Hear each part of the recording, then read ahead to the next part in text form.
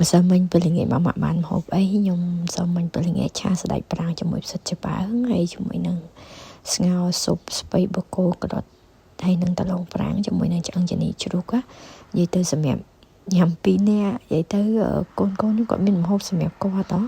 ចឹងទៅខ្ញុំធ្វើញ៉ាំតែ2នាក់គ្រួសារទេឆាមួយចានស្លមួយចានចឹងឯងនិយាយទៅឆាស្លធ្វើថ្មីភ្លាមចឹងញ៉ាំឆ្ងាញ់ណាសម្រាប់ល្ងាចឡើងមេឃភ្លៀងតិចហត់ស៊ុបក្តៅល្អនិយាយទៅស៊ុបខ្ញុំគឺខ្ញុំសម្បូរឡើងខ្ញុំសោះឆ្អឹងជំនីហើយខ្ញុំស្ងោរដាក់វាស្ងោរជាមួយនឹងក្រូចដលងប្រាំងឲ្យផុយឆ្អឹងផុយដលងថៃអីចូលជាតិចឹងខ្ញុំបង់ខ្ទឹមប្រាំងហើយជាមួយគ្រឿងទេសមានម្សៅស៊ុបស្ករអំបិលហើយជាមួយនឹងទឹកត្រីនិងម្រេចបន្តិចចឹងណាមកឲ្យវាចូលជាតិហើយខ្ញុំបង់បោះត្រីឆ្លាតចូលនិយាយទៅចូលចិត្តញ៉ាំផាត់ត្រីឆ្លាតដោយសារវាមានជាតិណាសម្រាប់ស៊ុបបើយើងដាក់ផាត់ត្រីឆ្លាតចឹងឆ្ងាញ់ហើយ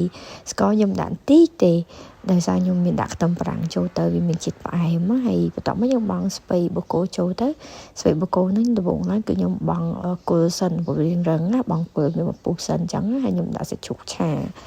សាច់ជ្រូកហ្នឹងរៀងក្រៀមទៅនិយាយទៅខ្ញុំឆាសាច់ជ្រូកក្រៀមឆ្អិនហើយបើខ្ញុំដាក់ខ្ទឹមសដោយសារអត់ចង់ឲ្យខ្ទឹមសហ្នឹងវាក្រៀម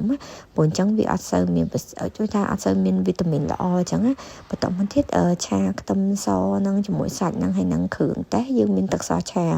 ខ្ញុំដាក់មកជាបាយទៅហើយយើងបន្ថែម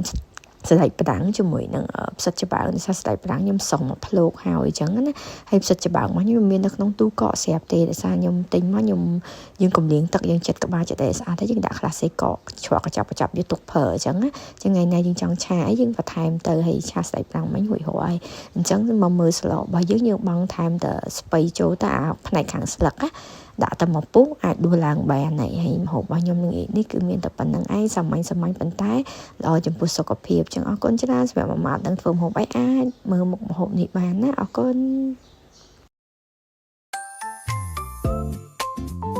ម្សិលមិញពេលល្ងាចមកបានម្ហូបអីខ្ញុំសូមមិញពេលល្ងាចឆាស្ដេចប្រាំងជាមួយផ្សិតច្បាស់ហើយជាមួយនឹងស្ងោរស៊ុបស្ពៃបូកូក្ដុតហើយនឹងដលងប្រាំងជាមួយនឹងឆ្អឹងជំនីជ្រូកនិយាយទៅសម្រាប់ញ៉ាំ2នាក់និយាយទៅកូនខ្ញុំគាត់មានម្ហូបសម្រាប់គាត់ហ៎ចឹងទៅខ្ញុំធ្វើញ៉ាំតែ2នាក់គ្រួសារទេឆាមួយចានស្លមួយចានចឹងឯងនិយាយទៅឆាស្លធ្វើថ្មីភ្លាមចឹងញ៉ាំឆ្ងាញ់ណាសម្រាប់ល្ងាចឡើងមេឃភ្លៀងតិចហត់ស៊ុបក្តៅល្អនិយាយទៅស៊ុបខ្ញុំគឺខ្ញុំសម្បូរឡើងខ្ញុំសោះឆ្អឹងជំនីហើយខ្ញុំស្ងោរដាក់វាស្ងោរជាមួយនឹងក្រូចដលងប្រាំងឲ្យផុយឆ្អឹងផុយដលងថៃអីចូលជាតិចឹងខ្ញុំបង់ខ្ទឹមប្រាំងហើយជាមួយគ្រឿងទេសមានម្សៅស៊ុប